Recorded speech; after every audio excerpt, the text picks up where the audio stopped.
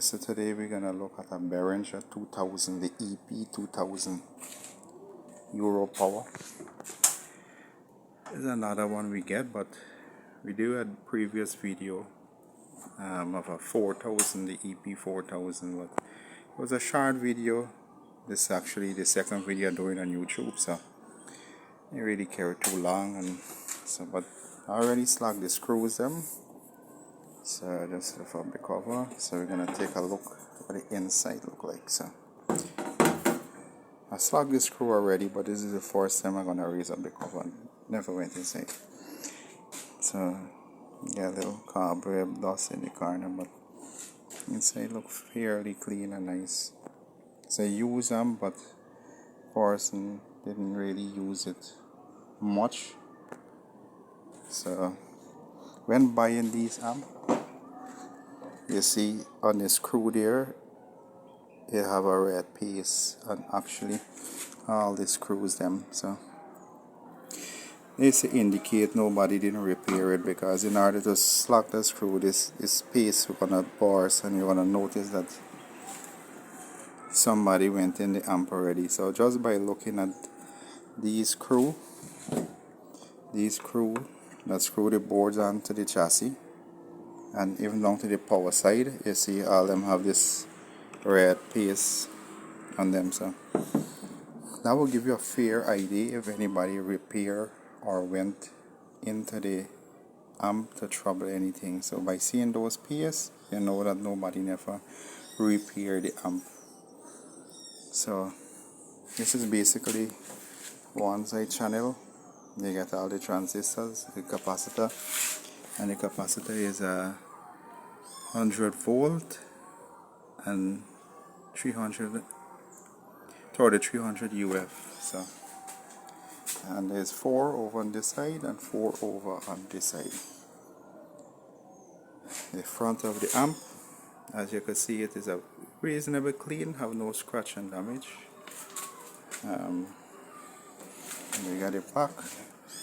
So at the back here, get all of the switch setting for adjust if you want it in bridge mode, stereo, or parallel input. And it's very simple. Right now it is in stereo input. It is in stereo input. So you just follow what the direction here, and it's easy to set whatever you need it for, if it's in bridge mode, parallel input, or stereo mode. So it's a very straightforward amp.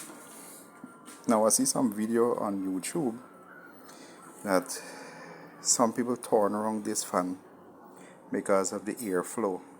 It sucks air from the back, and I think it's a very stupid idea about putting a filter here. So you're filtering in the air and trap the dust in the amp. So I think that is very foolish. But turning around the amp, to me, the fan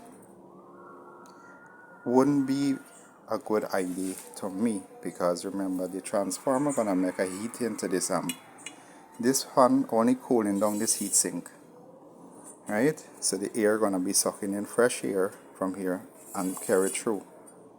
Now this air gonna be cool air, but when you turn this fan around, you will be sucking air from the amp, and because of this obstruction with this foam filter, is not all the percentage of air gonna be coming through from the front of these vents, right?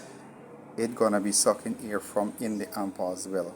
So when the transformer build a heat and in the amp warm, you're gonna suck all of that air here to pull out of the back, and it's gonna be a little tough job to get the heat sink cool.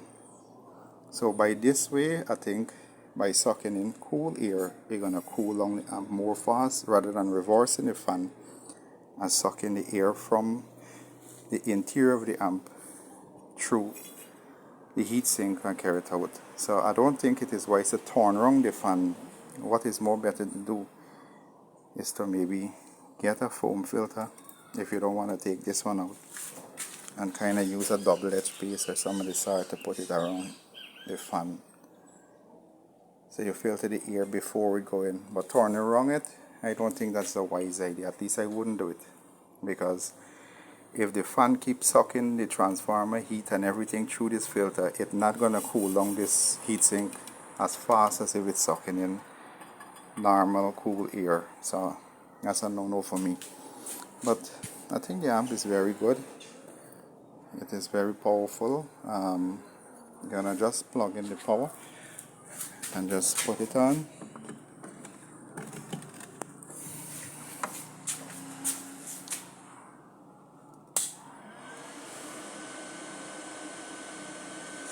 So we got power in the amp, the fan working.